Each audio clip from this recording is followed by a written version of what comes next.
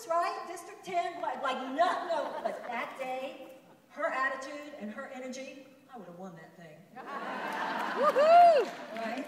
And that's what I learned when Gina came over too, when Marcy and Gina were there. And so what I learned when I listened at the Women's Campaign School at Yale University, what I learned was that when it comes to women running for politics, because I do think it's true, embarrassment, humiliation, and personal attack slow down a woman more than they slow down a man. They make us stop. It's the cellular memory of witch burning. It's many things. But those attacks, and we have the cellular memory of having been burned at the stake for speaking our truth. And there's a lot of ancient misogyny in the air. So those things are true. The meanness, the viciousness, it's not that she's not right in what she's saying. And that's why for any woman who does decide from this emerging organic field that we're talking about here, any woman who runs for office needs what I would have had I run with Marcy Scheimoff and Gina Otto. We need a positivity team. And that is a large part. You know, in the old-fashioned politics, they talk about your consultants, and they have political consultants who talk to you about the traditional political issues. That's necessary. But in order to form a new gestalt, what would be a new field, it would be just as important that you had your metaphysical, spiritual, psychological, and emotional team around you. They wake you up in the morning. They tell you how smart you are. They remind you how good you are. They remind you it doesn't matter how, it only matters what. It reminds you to love everyone, even those people who said those mean things about you. They go through forgiveness exercises with you. They boast with you. They pray over you. They call people to call you to remind you how fabulous you are. You are not of that. You know, one of the things we know spiritually, we talk about, it's counterintuitive. But the way to have power in this world is to know that you're not of this world.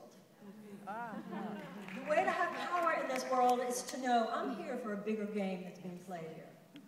And if there is to be a new nonviolent force field, it wouldn't even be, we gotta win. It's not, you know, when I think of what could possibly emerge here, when I just get the feeling to it, if I have any kind of a vision, and I don't have a vision of specifics and strategy and formula, because that's not of the mind that we're talking about here.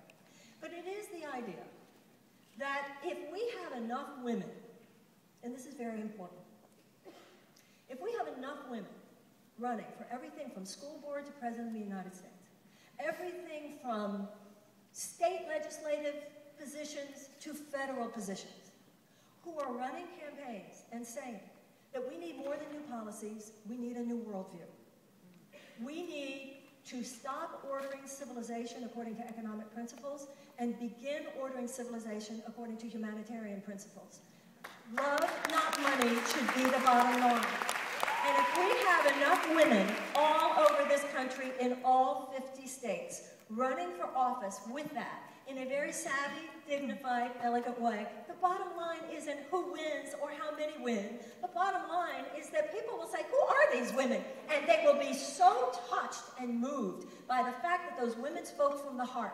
You know, it's very, very interesting, because when you look at David who fought the giant Goliath, all the warriors of Israel could not, they were cowering before the fact that the giant Goliath was coming at them the next day. And all of the great warriors of Israel were cowering because none of them felt that they could defeat a giant. And David just wandered in. David was young. David was a shepherd. He just came bringing food for his brothers. And he saw how everybody was so afraid to take on the giant. And so David said, well, I'll do it. And they said, you'll do it, David? And he said, yes, I will do it. And they were all stunned. And King Saul said to David, well, if you're going to do this, the least I can do is give you my coat of armor. Very important part of the story. It's Charlene's point. Because David put on King Saul's coat of armor, and do you know what he did next? He took it off, he gave it back, he said, if I do this, I have to do it my way. And then he shot 3 smooth stones, and they hit right here, the third eye. That's where he hit Goliath, and Goliath fell down dead. Somebody was telling me, I think it's Vivian or Christy, or who was telling me about the coconut yesterday? Claire was telling me about the coconut. Now, the coconut, if you can smash it and try to hit it and get it to open, it won't open. There's one spot, she told me, with 3 little dots, and if you hit it there, the whole thing explodes. I saw Maston Kiff, who I think is here. I saw Maston. The other day, Maston and I were on a panel with Larry King on Larry King's Hulu show on election night.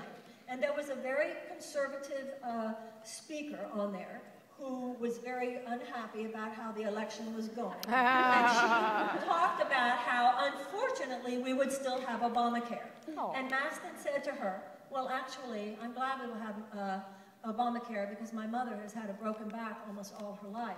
And my mother has care that she would not have had without Obamacare, and now she can rest in the knowledge that she will have that. So I actually think it was a compassionate move. There was nothing that woman could say.